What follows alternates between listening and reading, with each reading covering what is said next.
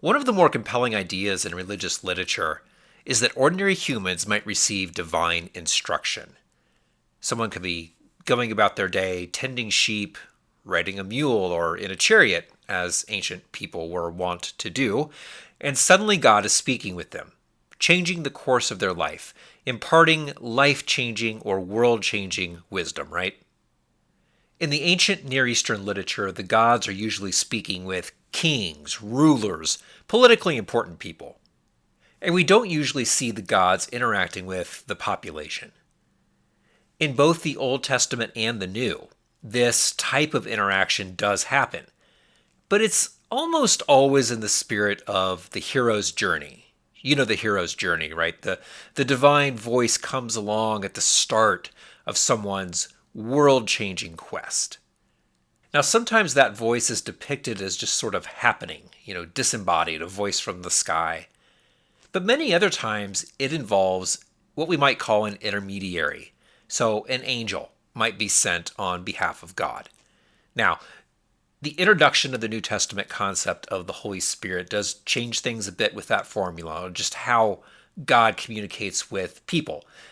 It's a little outside the scope of today's episode on the angelic role, and angels, of course, still appear in the New Testament, so let's spend our time with them for today. The story of Gideon begins in Judges chapter 6.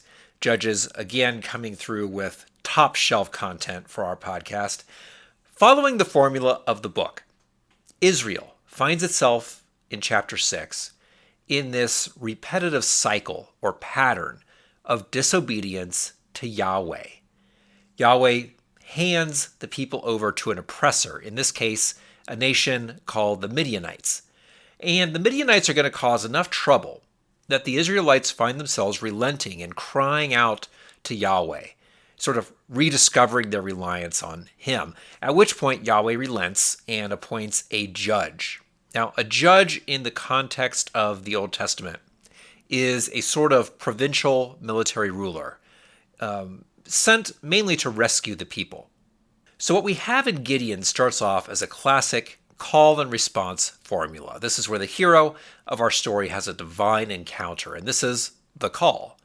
So, verse 11, Midian has been raiding the farms and the livestock of Israel, and we're told that a messenger of Yahweh appears, while Gideon is out doing his normal everyday thing.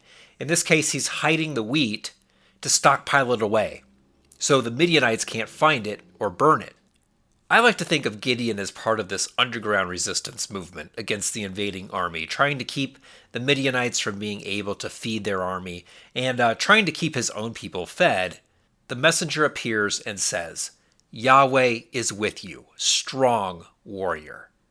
If you're in a situation like Gideon, where you're having to hide supplies and food from an invading army, are you thinking of yourself as a strong warrior? I don't think I would. I'd think of myself as desperate, weak, barely holding it together. Probably not strong warrior. But this is what the messenger/angel tells him he is. To which we arrive at the next part of the call and response, which is doubt. Gideon responds, My Lord, Yahweh is with us. But yet all this has happened? And where are all his wonderful acts which our fathers told us about, when they said, Did not Yahweh bring us out of Egypt? But now Yahweh has forsaken us and given us into the hand of Midian. So quite the bold response. Notice that Gideon doesn't doubt that this messenger has been sent by Yahweh. He doesn't doubt Yahweh's existence. He does doubt that Yahweh has any good intentions toward him or his people. I thought Yahweh was on our side. I thought Yahweh would protect us. That's what people said was going to happen. That doesn't seem to be the case. Well, the angel/messenger repeats the call. Gideon does, in fact, have a divine purpose. You are strong, Gideon. You will deliver Israel. Have I not sent you? So the text gives the sense that this messenger, and we'll talk more about this in a second, but this messenger isn't just relaying correspondence as a go-between. They are actually directly representing the deity in some way.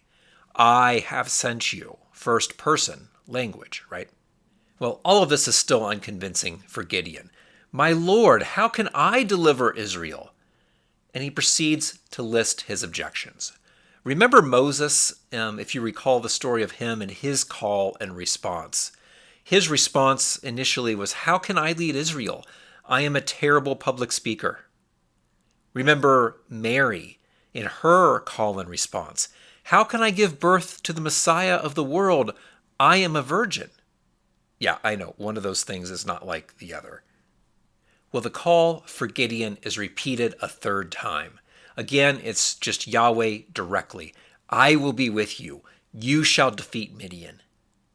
To which Gideon responds, not with a final acceptance of his mission as we might expect as a reader, but with still more uncertainty. If I have found favor in your eyes, then give me a sign that you indeed are speaking with me. So as Gideon's story continues the next couple chapters, he never fully accepts that this mission is in fact coming from Yahweh. We find him vacillating between accepting this divine call on his life and uncertainty.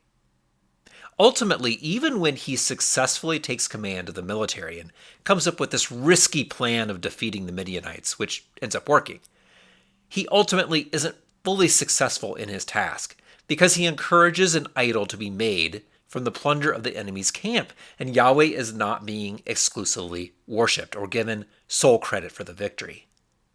The verdict on Gideon's tenure as a judge of Israel is mixed.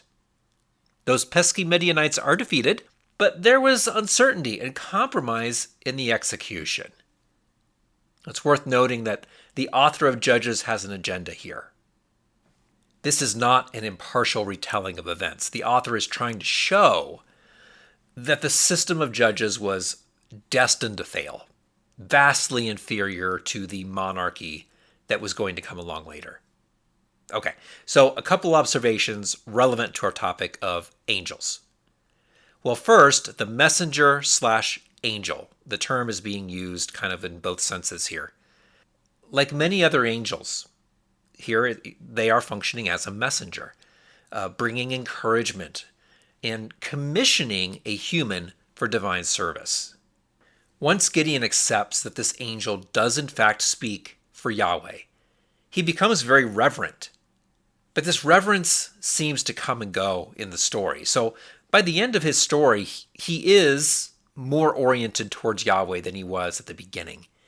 But he's still waffling on how seriously he really takes the divine nature of this calling. Second, what has the editor done? What has the author done? Well, it's possible that they've taken multiple versions of Gideon's story and stitched them together into a single account. One of the compelling aspects of this story, and it's something we see a lot in Judges, is how imprecise the language is. Almost like there are different versions of the story that the editor or author of Judges is pulling together to preserve, to tell a single story. In chapter 6, the start of Gideon's tale, we start with a prophet being sent by Yahweh to Israel. And this seems to be understood as a human agent. But immediately after that is the messenger of Yahweh, a malach, comes and appears to Gideon. A few verses after that, mentions of the malach, the messenger/angel, disappear, to where it's now just Yahweh speaking directly to Gideon. So in a single chapter telling one story, God is speaking through a prophet and an angel and as a disembodied voice. So why 3 different methods of communication? I resonate with the scholarship that theorizes that the stories in Judges are indeed ancient accounts from before the days of the United Kingdom of Israel, when the people were a loosely structured, semi-nomadic tribal association.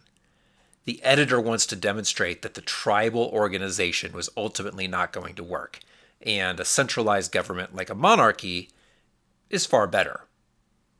So why the 3 different voices? Because we probably have 3 different versions of the same story. God is speaking, Yahweh is speaking directly to Gideon, but it might have been through a prophet, might have been through an angel, might have just been the voice of God coming directly out of the sky or something. 3 different versions of the story, slightly different interpretations of how it was that God was communicating to Gideon.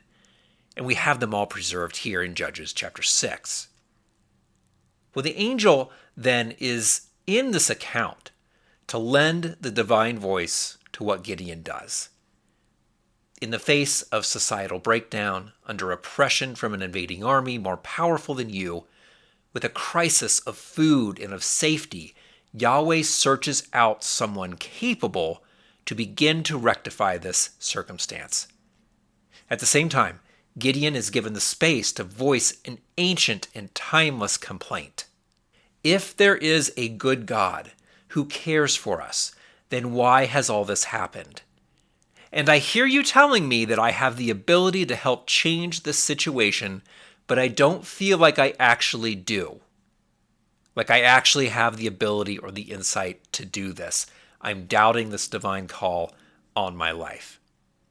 So, angels are often depicted as representatives of God to the point of speaking as God, delivering encouragement, commissioning people like Gideon for higher levels of service, being an intermediary with the human world and the divine world. But that isn't their only function. Solomon's Bookcase is independently researched and produced. We're not part of a network, so we pay our own costs and use our own time to craft these episodes. Our goal here is to present an intellectually honest dive into Christian theology and biblical studies. We'd love to hear from you, solomonsbookcase.com, or drop us a review on your favorite podcast app. We'll talk again soon when we continue our discussion on the roles of angels.